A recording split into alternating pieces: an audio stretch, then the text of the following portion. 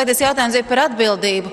Un zinot to milzīgo uzticības krīzi, kas šobrīd ir starp politiķiem un vēlētājiem, tad man tāds jautājums, vai kāds no jums atcerās gadījumu jūsu partijā, kad kāds cilvēks, kāds politiķis tiktu atsaukts, tiktu nosodīts, nolicis mandātu, kaut kādā veidā sodīts, sabiedrība saņemt šo kaut vai nelielo gandarījumu par to, ka kāds ir nepildījis savu solījumus, teiksim tā.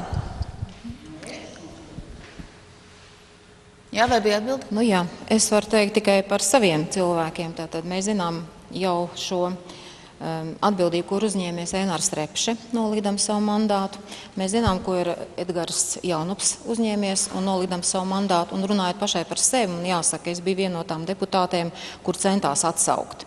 Un par ko? Tas bija pašā, teiksim, tā kā es esmu otro reizi ievēlēta saimā, tad iepriekšējā saimā.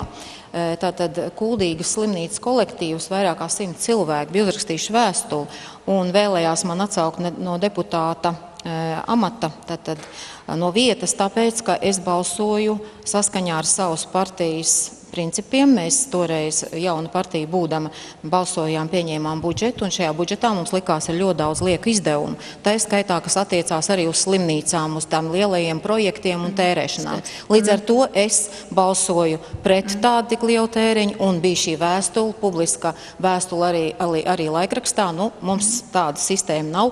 Faktiski diezgan, manuprāt, netaisnīgi. Paldies. Nu, teiksim, lielās pozīcijas partijas Zaļie zemnieki un Tautas partija, vai jums ir tāda precedenta?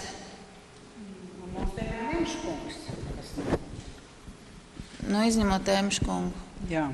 Tātad no Zaļiem zemniekiem tas ir Emškungs, kas nolika mandātu. Un arī sabiedrības spiediena rezultātā.